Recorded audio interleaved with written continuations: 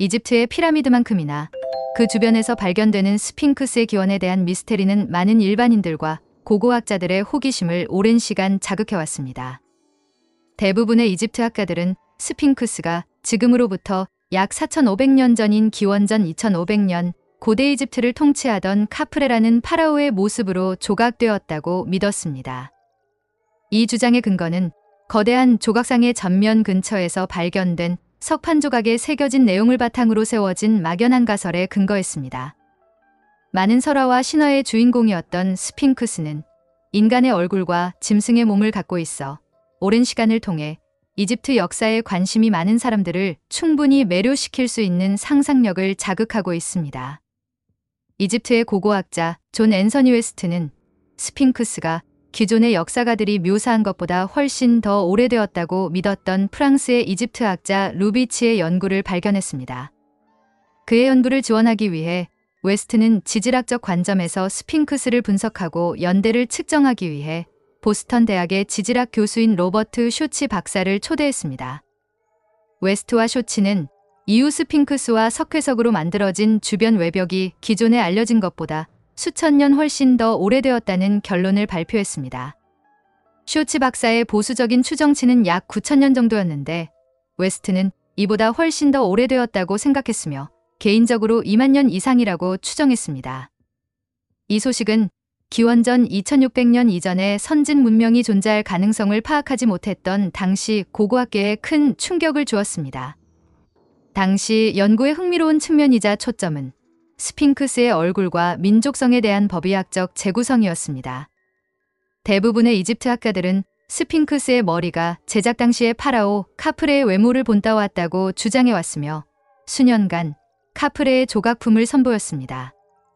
그러나 웨스트 박사는 이 주장에 의구심을 품고 뉴욕 경찰청 법의학 전문가인 프랭크 도밍고에게 의뢰하여 스핑크스의 안면부와 카프레의 유사성을 확인하기 위해 스핑크스의 얼굴을 재구성하도록 요청했습니다. 도밍고는 스핑크스의 인클로저 내부와 외부의 다양한 위치에서 수백 장의 사진을 찍어 스핑크스 얼굴의 미묘함, 조각 기술, 조각품을 만든 장인의 의도를 포착했습니다. 그는 다양한 분석과 신중한 재구성을 통해 스핑크스의 얼굴이 파라오 카프레가 아님을 밝혀냈습니다. 오랜 시간을 통한 침식 후 남아있는 머리의 일부분과 그 지역의 초기 전쟁에서 포격으로 훼손된 부분을 감안하여 도밍고는 스핑크스의 머리가 아프리카 누비아인의 특징을 가진 얼굴 형태이며 이는 어쩌면 알려지지 않은 파라오의 모습일 수도 있다는 것을 밝혔습니다. 이 발표에 대해 이집트학계는 즉각 반발했고 강도 높은 협박과 법적 고발 등을 통해 도밍고, 쇼치, 그리고 웨스트의 결론을 부정했습니다. 새로운 과학적 근거를 통한 결론을 발표했음에도 이집트 학계는 훨씬 더 이른 왕조의 가능성을 고려하기보다는 그 자료가 근거가 없고 비과학적이라고 거부했습니다. 하지만 중요한 점은 스핑크스의 얼굴이 파라오 카프레가 아닌 아프리카인의 형태를 띠고 있는 것을 밝혀냈다는 점입니다. 기원전 1500년에서 서기 1500년에 이르는 마야 문명 사회의 연구를 통해 콜럼버스가 아메리카 대륙을 발견하기 수천 년 전에 이미 엄청난 규모의 인종적 다양성이 존재했다는 증거가 밝혀졌습니다. 이 시기와 그 이후 수세기 동안 다양한 인종의 풍부한 이미지가 테라코타 조각상, 도자기, 그리고 몇몇 보석을 통해 발견되었습니다.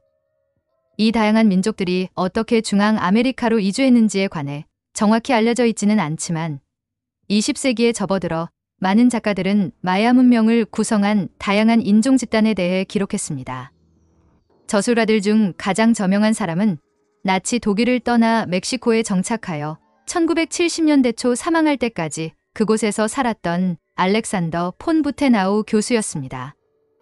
예리한 관찰자였던 부테나우 교수의 고대 마야의 유물 수집품들과 아시아, 아프리카, 유럽 사람들의 모습은 그의 저서 고대 아메리카의 뜻밖의 얼굴의 수백 장의 사진으로 기록되어 있습니다. 이런 인종적 다양성 유형은 고대 이집트 왕조 사회에서도 찾을 수 있습니다. 프랑스 파리의 대표적인 루브르 박물관에서 이집트 유물 전시회를 개최했습니다. 전시회는 아름답게 조각된 커다란 붉은 화강암 스핑크스와 함께 시작되며 17세기 후반 프랑스 고고학자들이 수집한 모노리스와 조각품들의 컬렉션으로 가득했습니다.